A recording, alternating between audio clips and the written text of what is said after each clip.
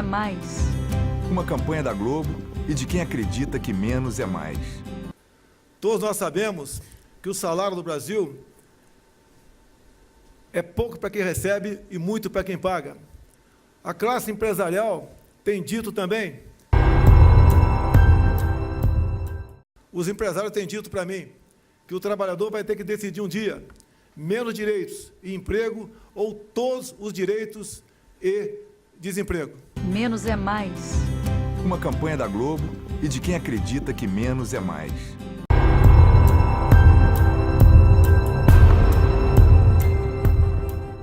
Média. Por exemplo, eu fui o único parlamentar que votou nos 2 turnos contra todos os direitos trabalhistas da empregada doméstica. Maldade? Não entendo que seja maldade. O emprego mais difícil que tem é a doméstica. Menos é mais. Uma campanha da Globo e de quem acredita que menos é mais. Acredito que, caso o próximo presidente venha a tomar medidas e aprovar projetos que sejam contrárias ao gosto desse Supremo Tribunal Federal, eles vão declarar inconstitucional. Eu quero ver alguém reclamar quando tiver um momento de ruptura mais doloroso do que colocar 10 ministros a mais na Suprema Corte. Se esse momento chegar, eu quero ver quem é que vai para a rua dizer: ministro X, volta, ministro X, estamos com saudades. Se quiser fechar o STF, sabe o que você faz? Você não manda nem um jipe, cara. Manda um soldado e um cabo. Não é querer desmerecer o soldado e o cabo, não. Se você prender um ministro do STF, você acha que vai ter uma manifestação popular a favor dos ministros do STF? Se você fosse hoje o presidente da República, você fecharia o Congresso Nacional? Não há a menor dúvida, daria golpe no mesmo dia.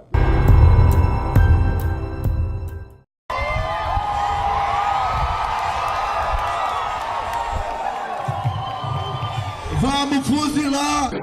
Sabendo da história da Segunda Guerra Mundial, você teria se alistado, se você fosse alemão, você teria se alistado ao exército nazista? Olha, sem problema nenhum. Olha, o meu bisavô foi soldado de Hitler. Ele perdeu um braço, inclusive, na guerra, né? Seu bisavô! Qual o problema? A minha família são de alemães e italianos. O filme começa com cenas feitas alguns anos antes pelos alemães, no auge da arrogância nazista. Os uniformes, os símbolos, as multidões e as promessas de Hitler. Promessas que convenceram os alemães.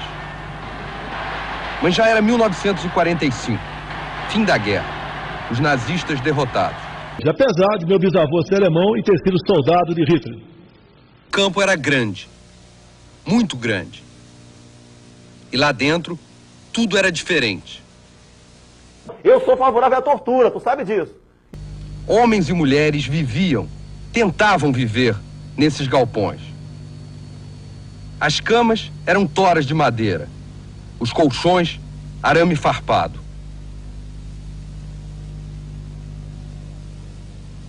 Apesar de meu bisavô ser alemão e ter sido soldado de Hitler. Os prisioneiros tinham que viver no meio dos mortos, enquanto não se juntavam a eles. Os mortos espalhados pelo campo de Belsen não eram 100, nem 200. Eram milhares. Mas não eram 1000, nem 2000. Eram 30 mil.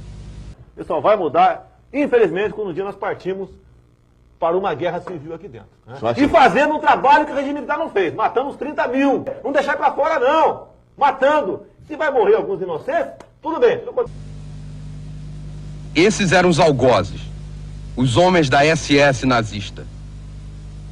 Orgulhosos do distintivo, uma caveira no uniforme. Apesar de meu bisavô ser alemão e ter sido soldado de Hitler. Apesar de meu bisavô ser alemão e ter sido soldado de Hitler. Dachau era uma usina de morte. Os que ainda estavam vivos no fim da guerra estavam definhando.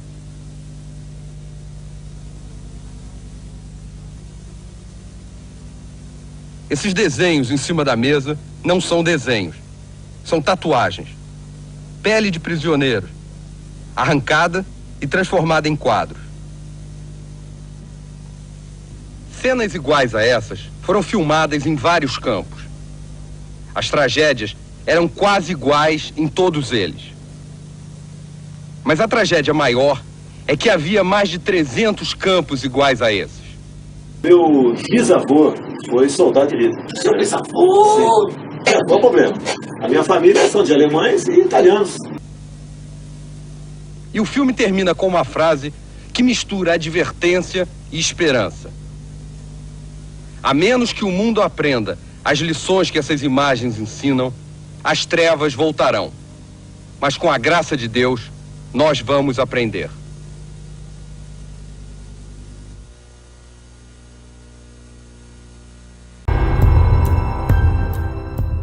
Assim, meio gayzinho, leva um couro, ele muda o comportamento dele. Aí, ó. Não vai subir, não?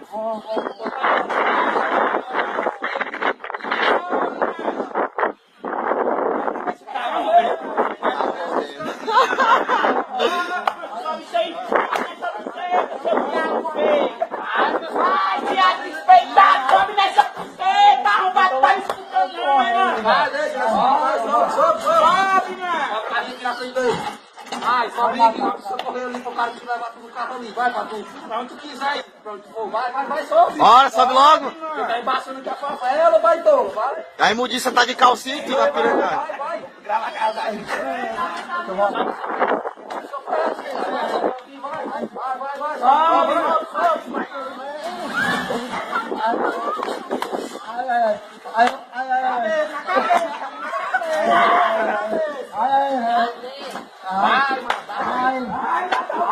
É pra botar ele aqui, tem pra botar na tora, pivete. Vai, se você vai.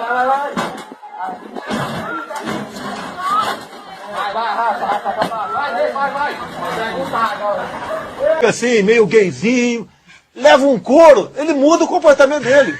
Tá certo? Então, certas coisas, inclusive eu já ouvi de alguns aqui, no caminho do meu gabinete aqui, quando falei que vinha gravar esse programa, falou, olha, ainda bem que ele deu umas palmadas, meu pai me ensinou a ser homem. Mas o que se está propondo é que é possível pensar em uma forma diferente de relacionar. É possível a gente começar a construir uma sociedade melhor. E a sociedade melhor começa a gente entendendo que tem formas de você exercer a autoridade sem exercer a força física. E esse é o seu argumento como é que um coro resolve a orientação sexual das pessoas? Precisa de um estudo acadêmico. É pai despreparado. Quem na verdade precisa ser educado certo de comportamento é o pai. Que ele muda. Acho que toda essa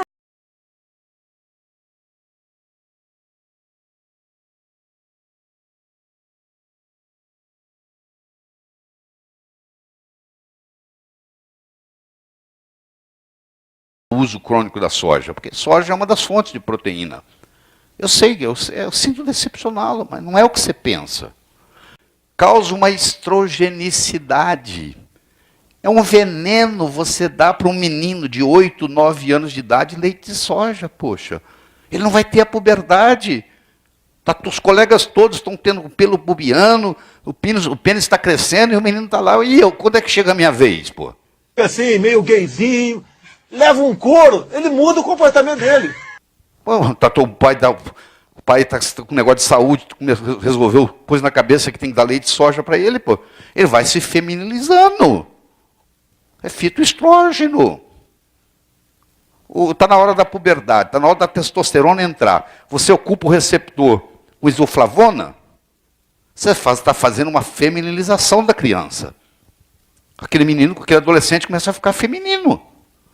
Por causa da soja. Assim, meio gayzinho, leva um couro, ele muda o comportamento dele.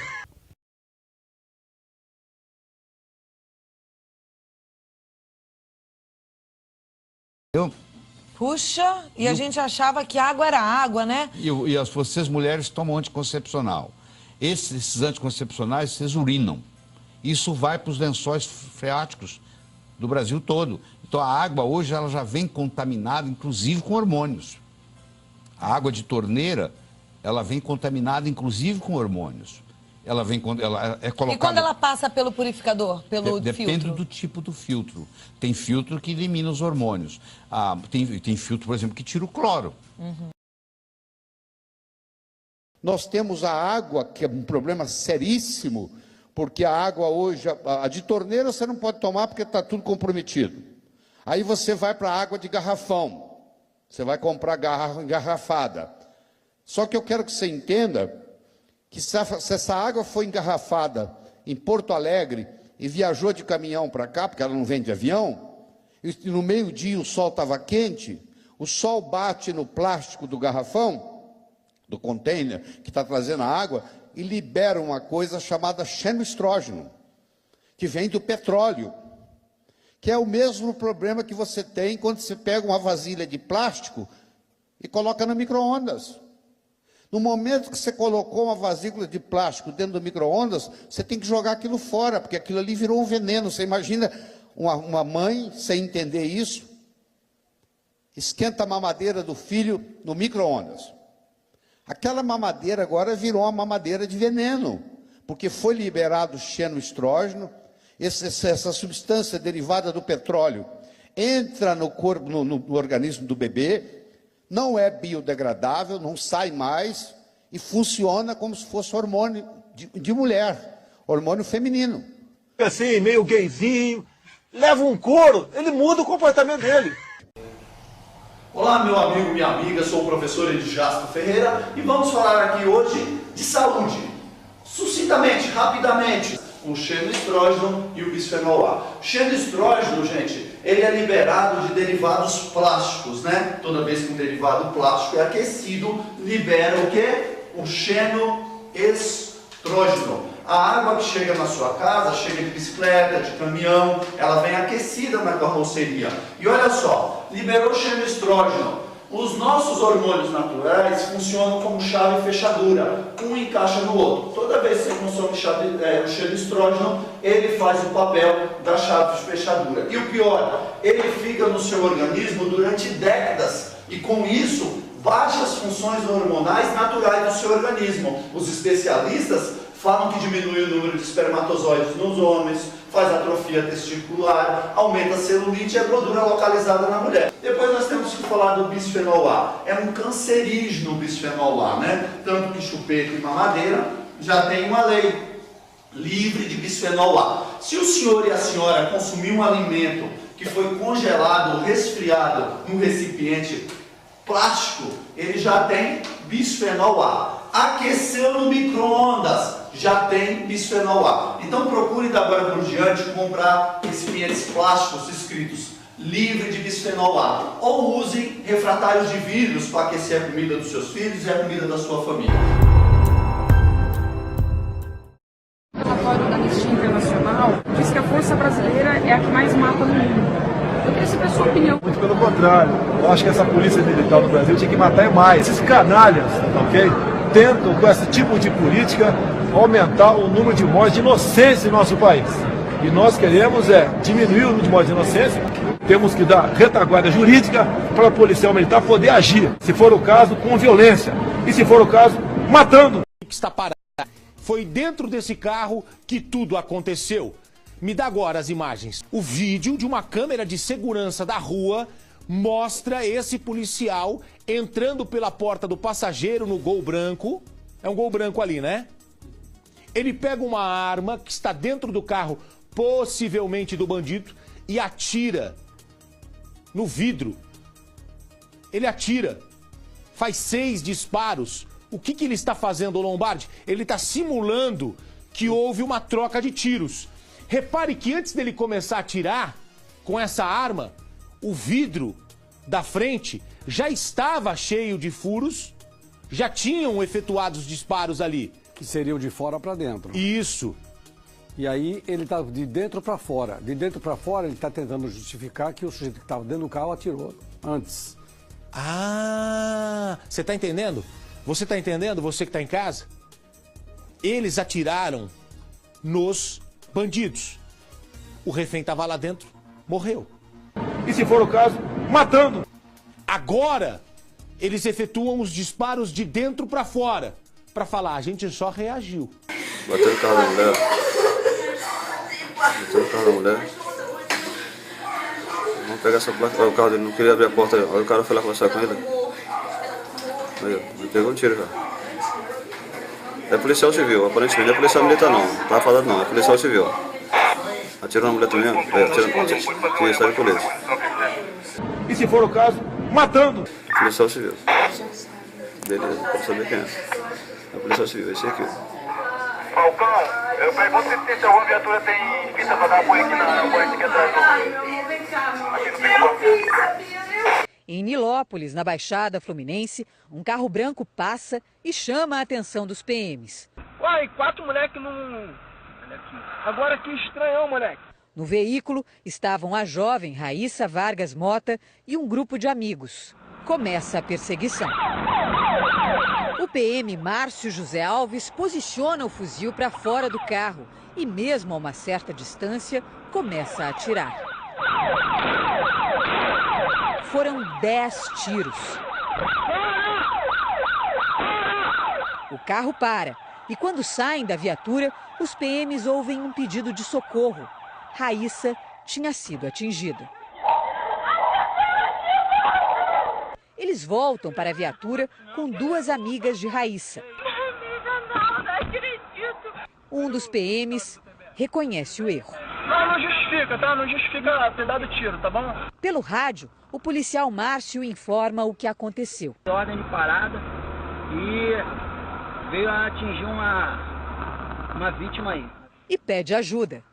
Vou te dar auxílio aqui também, mano. Dá auxílio aqui também que a gente tá meio barata boa. O PM diz que quando atirou, não pretendia atingir quem estava no carro. E se for o caso, matando. Mirando no chão, mirando no chão. Este especialista em segurança analisou a ação dos PMs. Mostra um modelo de polícia de vigilância, uma polícia que busca o criminoso e não uma polícia que quer proteger pessoas, o cidadão de bem. E o uso da força letal, ela só é justificado quando haja força letal contra os policiais. Isso não aconteceu em nenhum momento. A Polícia Civil indiciou o PM Márcio José Alves, que atirou em Raíssa, por homicídio doloso, quando há a intenção de matar. E se for o caso, matando. A gente começa essa edição com a história revoltante de uma abordagem policial que terminou com a morte de um inocente numa estrada do Ceará. Ele fazia parte de um grupo de jogadores de sinuca que iam participar de um torneio e os equipamentos que eles levavam no carro foram confundidos com armas. Não sei o porquê, o que passou na cabeça deles. Assim que a gente sair de lá, pagamos a conta, tudo. Aí eles ligaram para a polícia falando que tinha 4 meliantes, quatro homens fortemente armados. Quando chegaram na entrada da cidade de Campos Sales, no sul do Ceará, já eram esperados pela polícia. Eu não cheguei a ver os militares, cheguei a ver uma viatura com a luz acesa no percurso normal. Aí, no que não parei, até porque não sabia que era para parar, começamos a ser alvejados. Depois do primeiro disparo, não parava. Foi um negócio horrível. José Messias Guedes, de 35 anos, levou um tiro na barriga e morreu a caminho do hospital. Retaguarda jurídica para o policial militar poder agir, se for o caso, com violência. E se for o caso, matando. Um policial, um cara que se diz preparado, treinado, para uma abordagem limpa e segura junto à população, aí cometer esse tipo de barbárie, perdemos um grande atleta. Mais um daqueles casos em que a polícia atira primeiro e pergunta depois. É inacreditável essa morte. Os policiais militares envolvidos aí nesse crime não tiveram os nomes divulgados. Tem um policial aqui armado. Tá ameaçando.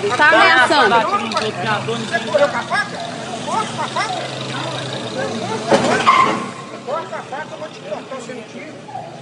Você vai cortar o caralho? Corta sem tiro, rapaz. Júlio César!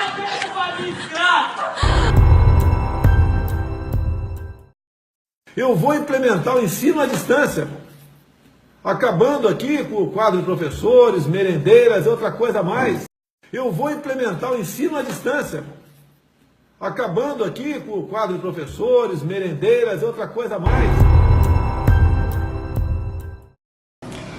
Bom, deputado Jair Bolsonaro, nosso candidato a presidente da República, eu fui incumbida pelos meus colegas, sendo a presidente da Frente Parlamentar da Agropecuária, de lhe trazer uma nota oficial de apoio à sua candidatura à presidência da República. Nós somos 262 parlamentares, é uma frente suprapartidária, né? E a grande maioria me pediu que trouxesse essa nota de apoio à sua candidatura à presidência do Brasil. O Brasil não suporta ter mais de 50% do seu território demarcado como terras indígenas, juntamente com a área de proteção ambiental, com parques nacionais. E essas reservas todas atrapalham o desenvolvimento. Até para derrubar uma árvore que já morreu, leva 10 anos. Não podemos continuar admitindo uma fiscalização xiita por parte do ICMBio e do IBAMA, prejudicando quem quer produzir.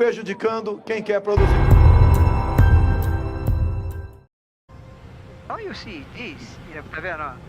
Sua direita aqui? So you see that road? Yeah. This is how everything starts. Everything starts with a small logging road going to the forest, access the lumber. They cut only the lumber that has commercial value, and then they leave. Then the road stays, and then a cattle rancher arrives, and then he starts cutting the remaining tree, burns everything to put cattle. And cattle is not even natural of the Amazon. It's not even supposed to be. No, definitely not. They are responsible for 65% of all deforestation in the Amazon. You gotta be kidding me. No, I'm not kidding. What do you see down there? Pastures, only some patches of forest. I mean, look over there. Look at the cattle. There's like sporadic cattle from all of this like dry land. Imagine the destruction of this beautiful forest to produce cattle. You know, when you eat burger, you don't realize that your burger is coming from here. From rainforest destruction. We already lost 20% of the Amazon. O Brasil não suporta ter mais de 50% do seu território demarcado como terras indígenas, juntamente com a área de proteção ambiental, com parques nacionais. E essas reservas todas atrapalham o desenvolvimento. Até para derrubar uma árvore que já morreu, leva 10 anos. Não podemos continuar admitindo uma fiscalização xiita por parte do ICMBio e do IBAMA, prejudicando quem quer produzir. You don't realize that your burger is coming from here. From rainforest destruction. We already lost 20% of the Amazon.